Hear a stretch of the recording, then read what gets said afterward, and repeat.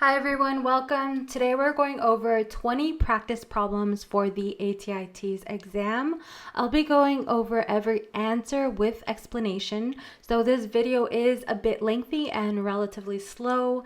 If you want something quicker and without the explanation, I have these exact same questions on another video. I'll leave that link down below. Also, every topic I touch on in these questions, I've already gone over in my complete chemistry review video. So if you need that video because you need to review and study a bit more, I'll leave that link down below as well. Let's get started. Question number 1, which of the following best describes matter? A, matter is anything that has mass and volume. B, matter is anything that has volume and takes up space. C, matter is anything that has mass and weight. D, matter is anything that has energy.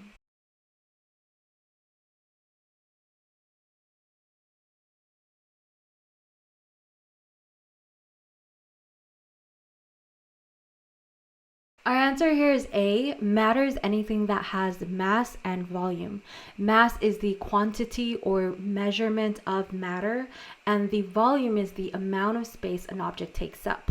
Also important, the SI unit for mass is kilograms or kg. Another way to think of mass and volume is that mass is the specific number of molecules in an object, while volume is the amount of space taken up by those molecules. And I got this specific sentence off of the official ATI TEAS study guide. Just wanted to throw that in there because I thought it made sense. Question number 2, which of the following statements are not correct? A, mass is the specific number of molecules in an object and volume is the amount of space those molecules take up. B, the SI unit of mass is kilogram. C, matter can exist in different states depending on the environment. D, the amount of movement and speed of the molecules as well as the distance between the molecules within a substance determines the state of those substances. E, molecules make up all matter. And F, matter only exists in 3 states, solid, liquid, and gas.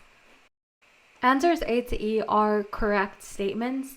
Answer F is incorrect. So matter actually exists in 4 states. Solid, liquid, gas are the most common, and plasma, our fourth, is the least common.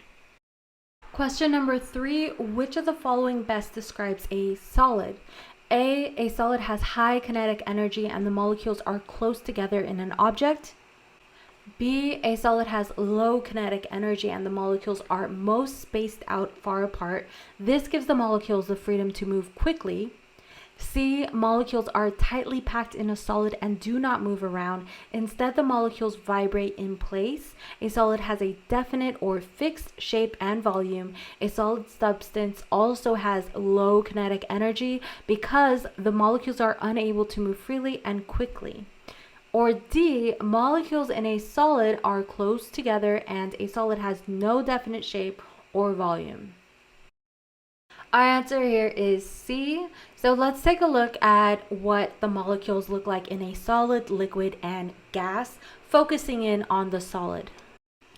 Notice in a solid, the molecules are close together and tightly packed. This is what makes an object hard and rigid.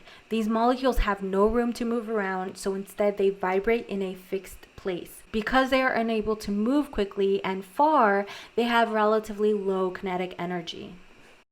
Make note that definite or fixed mean the same thing. I just wrote both so that you can be familiar with seeing either or. So solids have a definite or fixed shape and volume. Let's look at an example. Okay, so let's say we have these 3 little apples and we're going to put them into a container, like a basket. I have 2 questions here. One is, will the shape of the apples change? And the other is, will the volume of the apples change? The shape of the apples does not change, whether they are in the basket or not. The shape remains fixed. And the volume of the apples does not change. The volume is also fixed. The apples, whether they're in the basket or outside of the basket, they are going to take up the exact same amount of space. Question number 4, which of the following best describes a liquid? A liquid has a fixed volume but no fixed shape.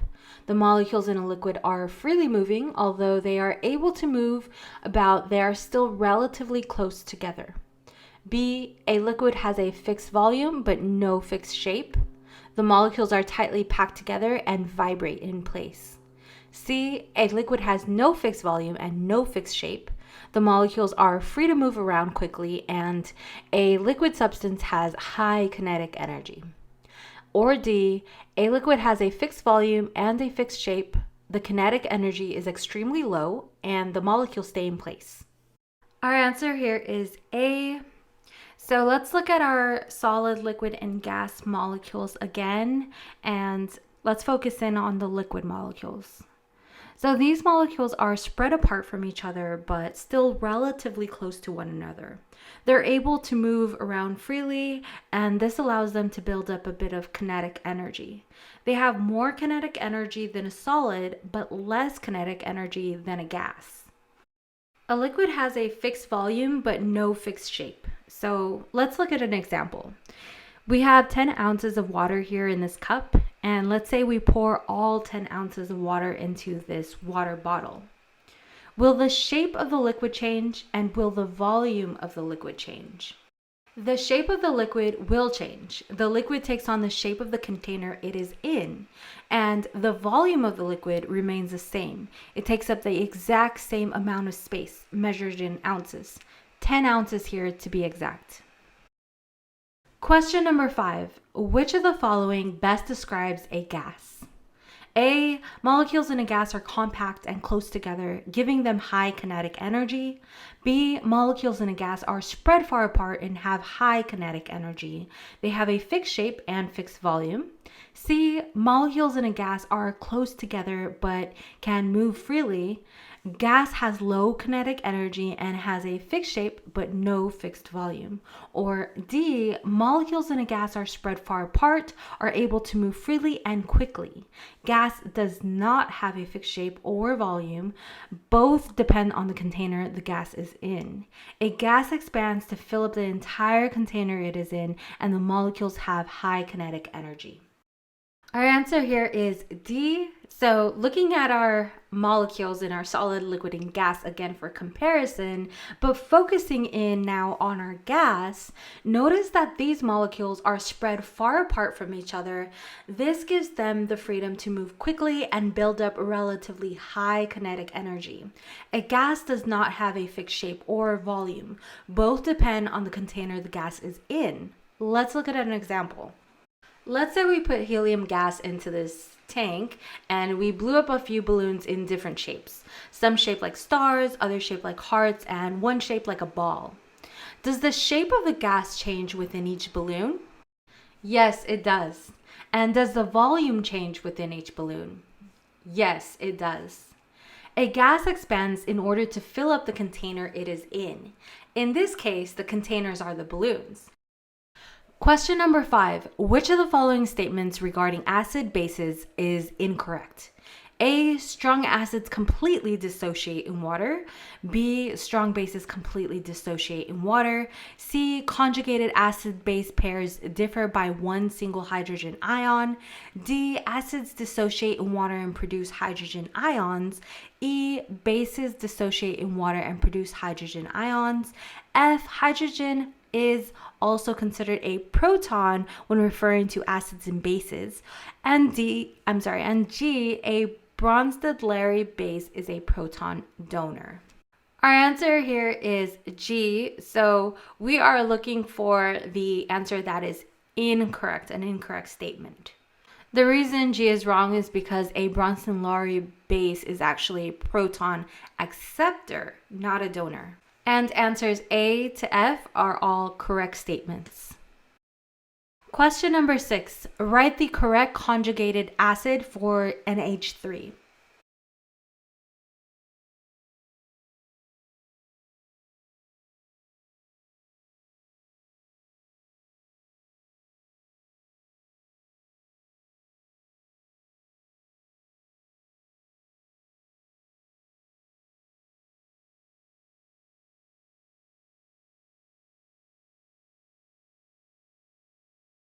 Our answer here is NH4 plus. So a Bronson-Lowry acid pairs with a conjugated base, and a Bronson-Lowry base pairs with a conjugated acid. You can identify the conjugate acid and base in a chemical equation because the pairs will differ by just one hydrogen ion from the Bronson-Lowry acid or base. But what if you're not given a chemical equation and you're asked to find the conjugate acid or base? Well, let's take H2O as an example. And first, let's find the conjugate acid. To find the conjugate acid, you're going to add a hydrogen ion and increase the charge by 1. So we get H3O plus. If we want to find the conjugate base, we subtract a hydrogen ion and decrease the charge by 1. So we get OH negative. So looking at our question here, we need to find the conjugate acid for NH3. To find it, we're going to add a hydrogen ion, which would give us NH4 instead of NH3, and then we're going to increase the charge by 1. So since NH3 is neutral, the charge would be +1 or just plus. Question number 7. Fill in the blanks with the correct answer and use the chemical equation given.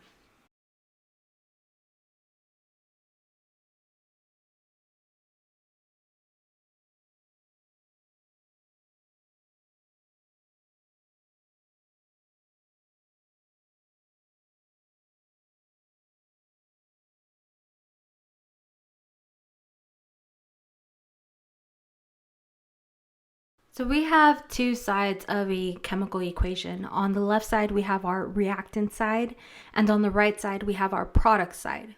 According to the Bronsted-Lowry and the Arrhenius theory, acids donate a proton. So since H2O becomes OH negative, that means it donated a proton. Or you could also say that it has one less hydrogen ion because remember, hydrogen ion and proton, when we're talking about acids and bases, it means the same thing. They're interchangeable. Protons and hydrogen ion, that is. So H2O acts as our acid on the reactant side. NH3 plus becomes NH4 plus, so it gains a hydrogen ion. So that makes it the base on the reactant side. On the product side, NH4 plus can reverse, and the reverse is, by the way, indicated by the double arrows. So this reaction can be reversed. NH4 plus turns into NH3 plus, so it loses a hydrogen ion, and that makes it the acid on the product side. Lastly, OH negative turns into H2O if we reverse the reaction, so it gains a hydrogen ion. That makes it the base on the product side. Question number 8. Which of the following are true statements regarding chemical bonds? Circle all that apply. A. Atoms form chemical bonds in order to fill their valence shells and become stable. B. Noble gases are the most stable atoms. C. Both helium and hydrogen only need 2 electrons to fill their valence shell. D. Hydrogen and helium are the exceptions to the octet rule. Helium only needs 2 electrons to fill its valence shell, and hydrogen only needs 1 electron to fill its valence shell.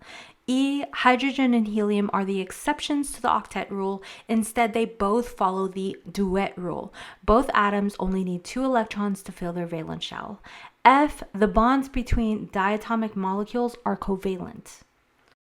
Answers A to C are correct statements. Answer D is incorrect because it says that hydrogen only needs 1 electron to fill its valence shell, which is false.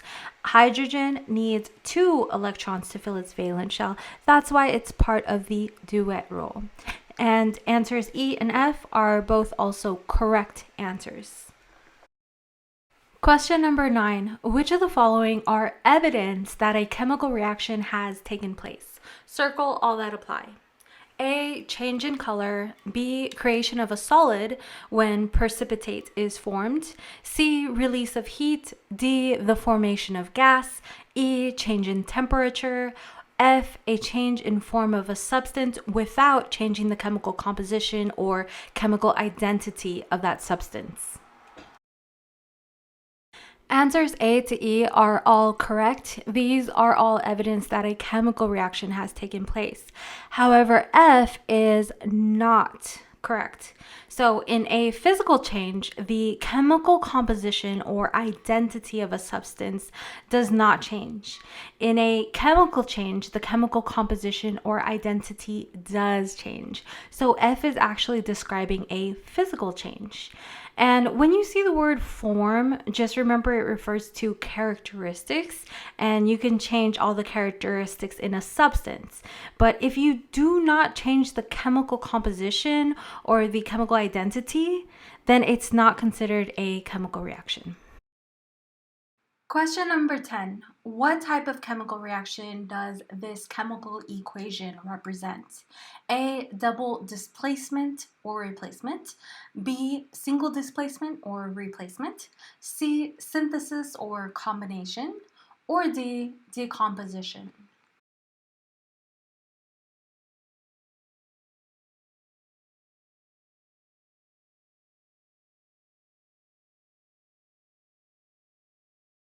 Our answer here is A, double displacement.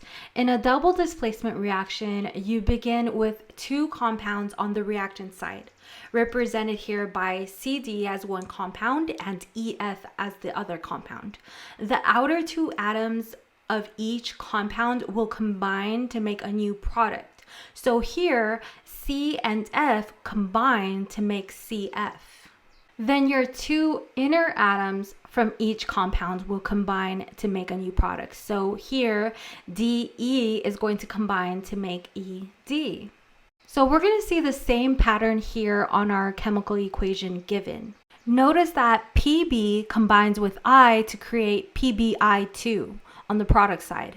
And then everything in the parentheses is acetic acid. So acetic acids combines with potassium to make 2KCH3CO2 on the product side. Question number 11. Write the type of chemical reaction for each chemical equation listed below.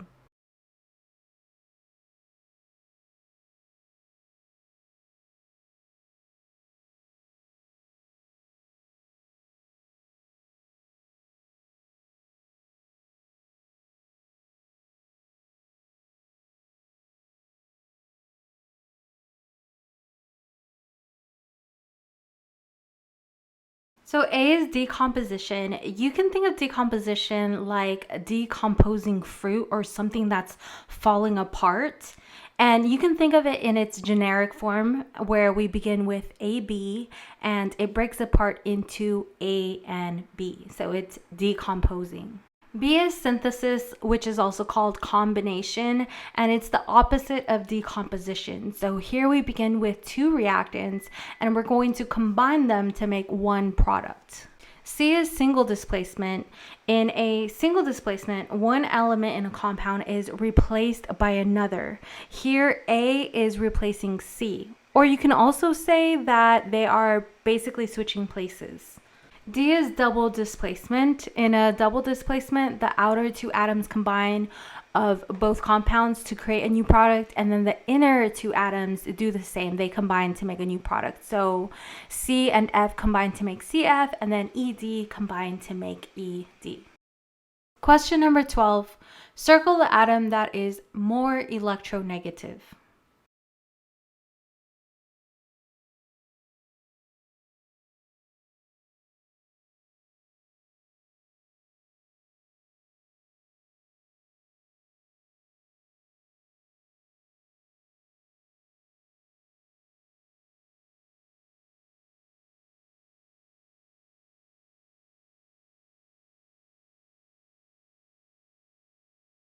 So this symbol is called a dipole, and it's used to show which atom is more electronegative. The direction of the arrow points to the most electronegative atom. So also notice that the atom that is most electronegative also has the most electrons surrounding it. And it also has the delta negative sign to show it is slightly more negative than the other atom. Question number 13. Which series of numbers correctly fits into the coefficients and balances out the chemical equation given?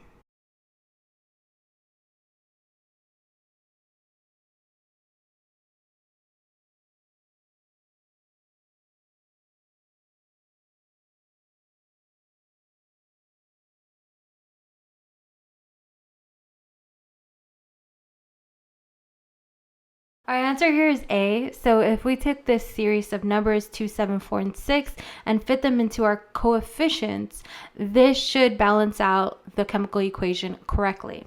So let's start out by counting the number of atoms in each type of element on both sides, on the reactant side and on the product side. Starting off with carbon, carbon has a subscript of 2 that we need to multiply by the coefficient of 2. So 2 times 2 is going to give us 4 carbon. Hydrogen has a subscript of 6 that we need to multiply by that 2 coefficient. So 6 times 2 is going to give us 12 hydrogen. And oxygen has a subscript of 2 and it has a coefficient of 7. So 7 times 2 is going to give us 14 oxygen. On the product side, we have carbon and it has no subscript, which means or implies that there is a 1 there. So 1 times the 4 coefficient, that's going to give us 4 carbon. Hydrogen has a subscript of 2 and a coefficient of 6. So 2 times 6 is going to give us 12 hydrogen. And oxygen is in 2 places here. So starting off with the far right, oxygen has no subscript, which implies that there is a 1 there. So 1 times 6 is 6 oxygen in H2O. And then in CO2, oxygen has a 2 subscript and a 4 coefficient. So 4 times 2 is 8 oxygen in CO2. So 8 plus 6 is going to give us 14 oxygen. Question number 14. Which of the following chemical equations is not balanced correctly?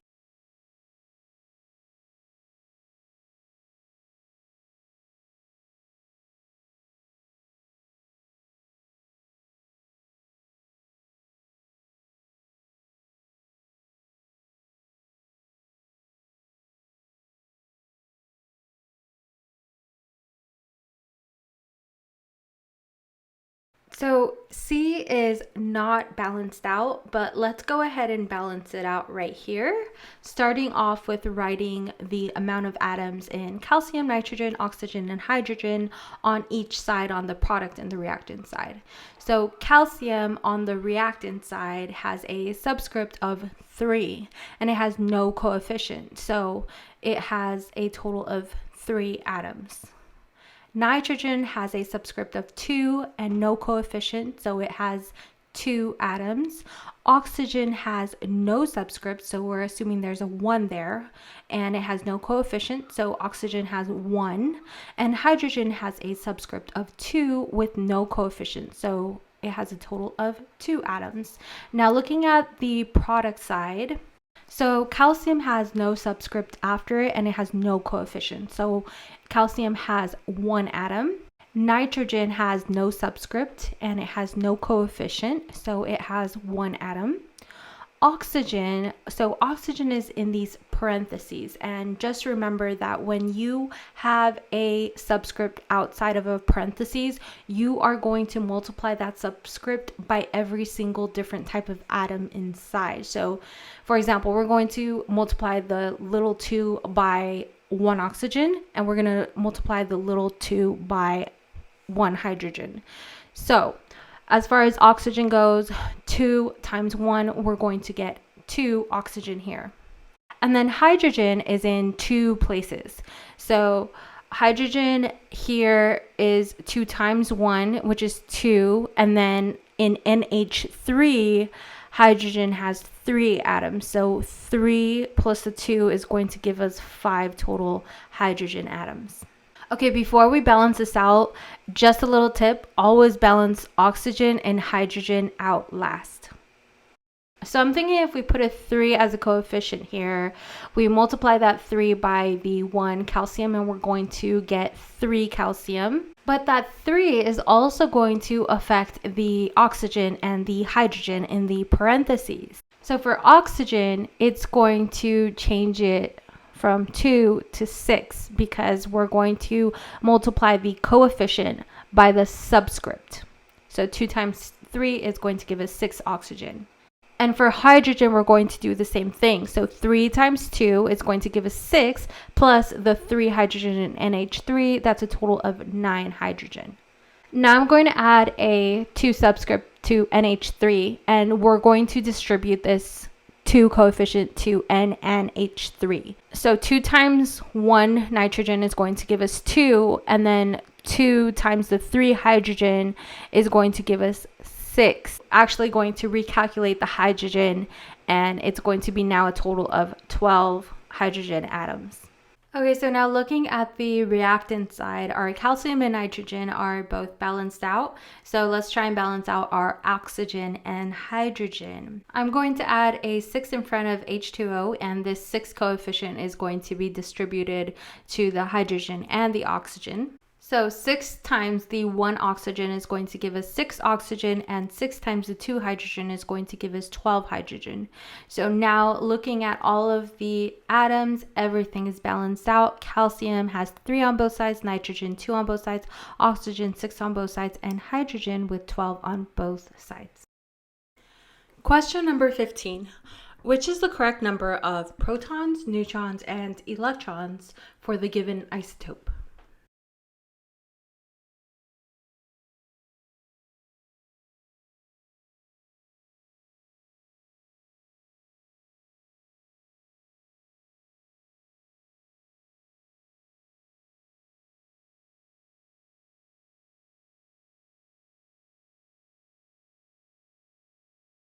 Our answer here is D. So looking at what's given here, what is inside of this green square is what makes this an isotope. And what's inside of this little blue box is what makes this also an ion. Just because you have an isotope does not mean that it can't also be an ion. Okay, so let's find the number of protons, electrons, and neutrons. The number on the top left is representing the mass number, which is the number of protons and neutrons. And the bottom left is representing the atomic number, or the number of protons. And of course, the 2 negative is representing an anion, which means we will have 2 more electrons than we have protons. So if we put all of this information together, we're going to end up with 8 protons, because that's given by the atomic number. Number of electrons, we're going to get 10, because remember, we have 2 more electrons than there is protons. And we can find our neutrons by simply subtracting the atomic number from the mass number, and we get 8. Question number 17. How many protons, neutrons, and electrons does aluminum ion with a 3+ charge have?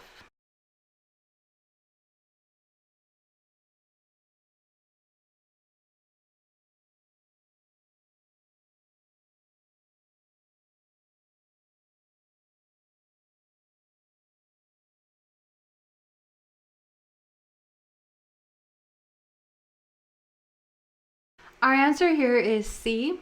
So looking at aluminum on our periodic table, 13 is going to tell us exactly how many protons we have. So we have 13 protons. And then 26.9 is the number of protons and neutrons. We just round this number up to 27 and subtract the number of protons, which is 13, and we end up with 14 neutrons.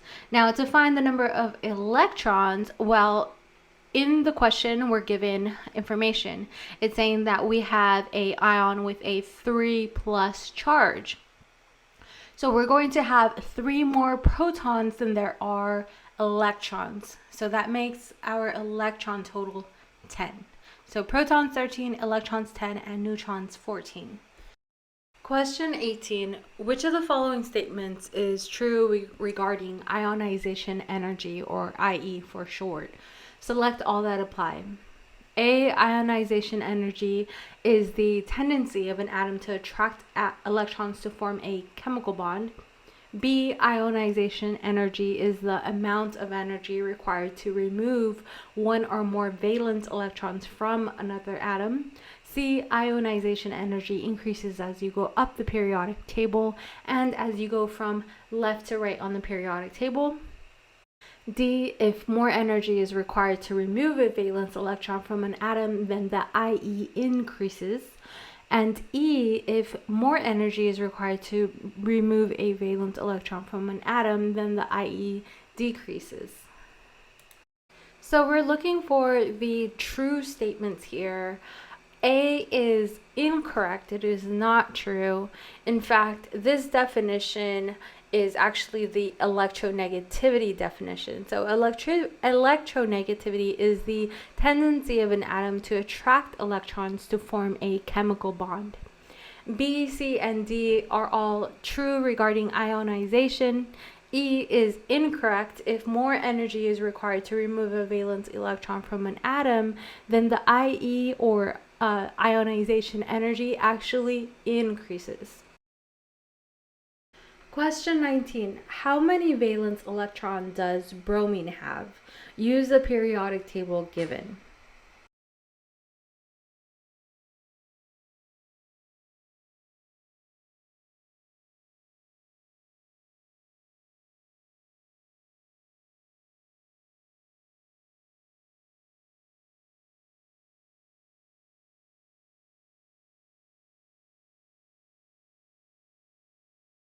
Our answer here is A, 7.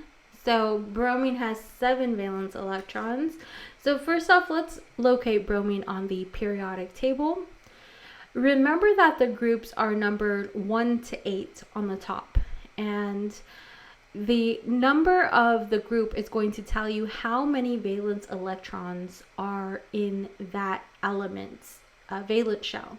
So if bromine is in group 7, then that means it's going to have 7 valence electrons.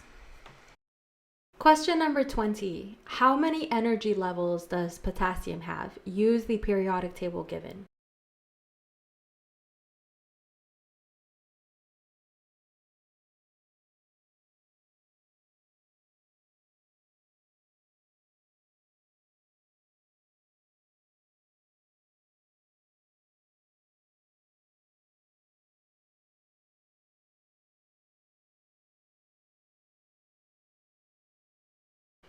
Our answer here is B, 4.